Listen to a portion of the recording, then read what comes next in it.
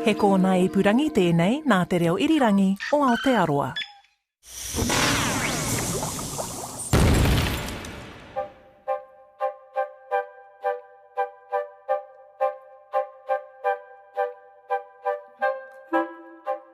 Three, 2, 1... Kia ora, and welcome to Elemental from RNZ, celebrating the International Year of the Periodic Table. I'm Allan Blackman from the Auckland University of Technology. And I'm Alison Ballance. And in episode 82, we are venturing down another obscure chemical alleyway, Tellurium. Yet another moment when I have to hide my chemical embarrassment and admit I've never ever heard of this element. Okay, well, that's what Elemental's all about. Okay, so Tellurium, that was named from the Latin tellus, meaning earth. And more vital statistics, elemental symbol Te, and atomic number 52. So that puts it over to the right-hand side of the periodic table towards the bottomish.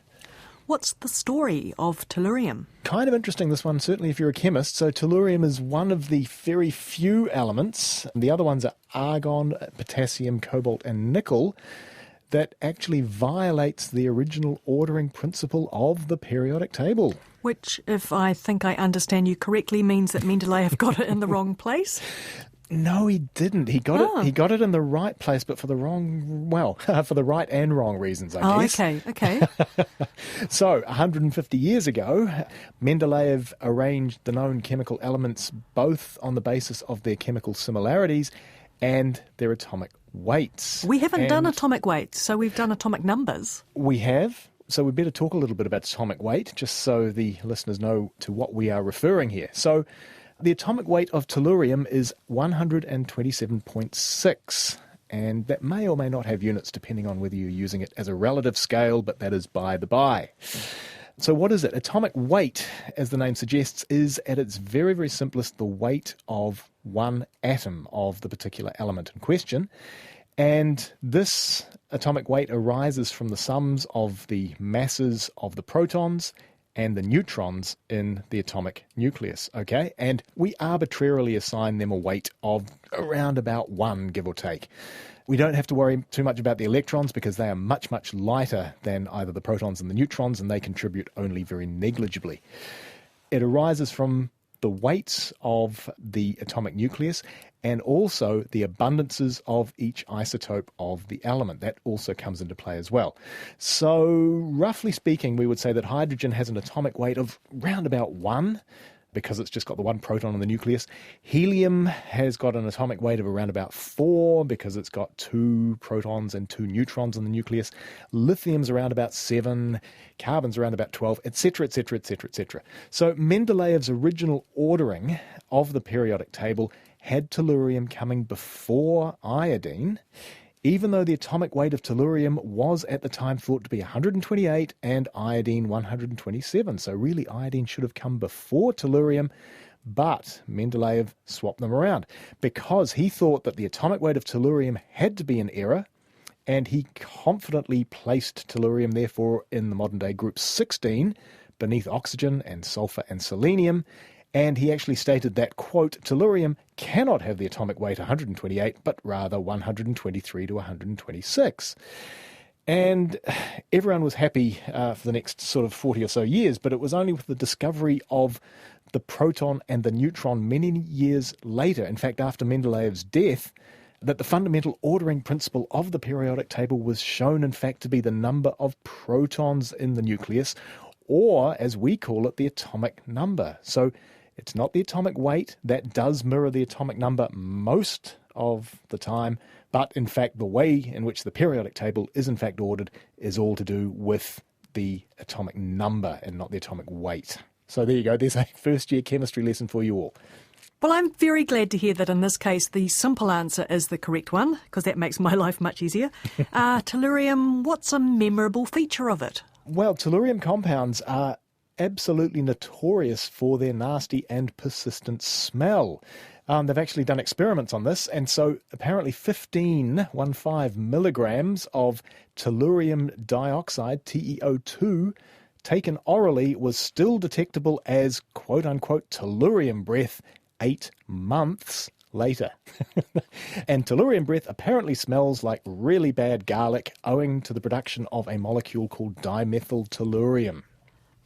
So the smell of bad garlic breath is different from the sulphurous Allison smell of fresh garlic that we've had recently then. Indeed. And maybe we were a bit premature to call sulphur the king of bad smells. So what's it good for apart from halitosis? Sitting where it does on the periodic table on the right-hand side, sort of down the bottomish, as I said, that makes tellurium a metalloid. And so that means that it finds use in semiconductors.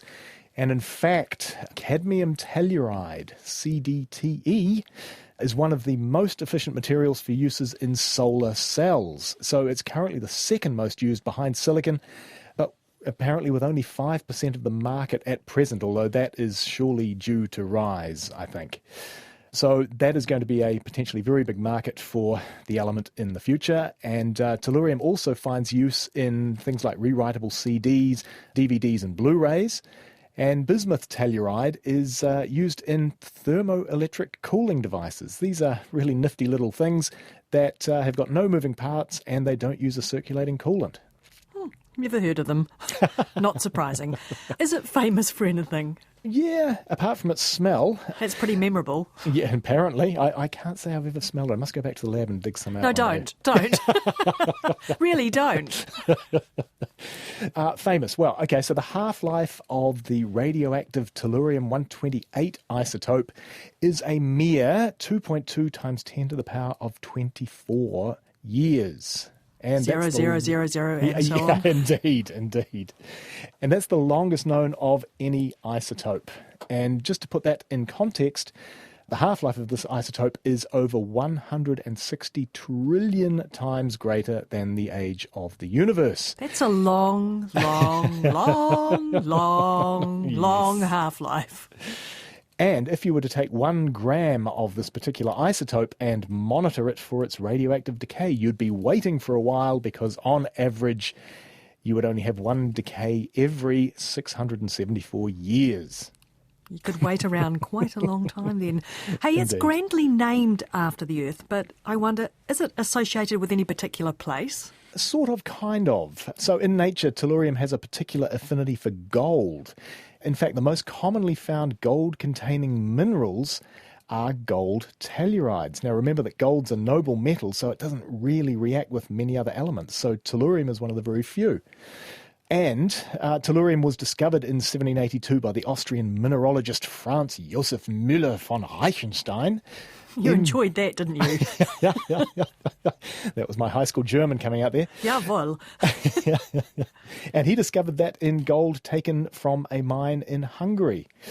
So the discovery of gold in southwestern Colorado in 1875 led to the establishment of a new town, which was originally called Columbia, but there were other Columbias in the States, so that caused confusion. And so the name of the town was then changed to Telluride. Well. That's a name I associate with skiing, not with a chemical element. Mm-hmm. Thank you for that. The things I'm learning on this podcast, which is Elemental from RNZ. Available at rnz.co.nz/chemistry. While you're there, why not check out some of RNZ's other award-winning podcasts? There is a great and growing range of them. And Elemental and all the other RNZ podcasts are also on most podcast apps. Search for RNZ and see what you come up with. And we are back next time with terbium. But until then, it's bye from me, Allan Blackman. And me, Alison Balance. Mā te wā.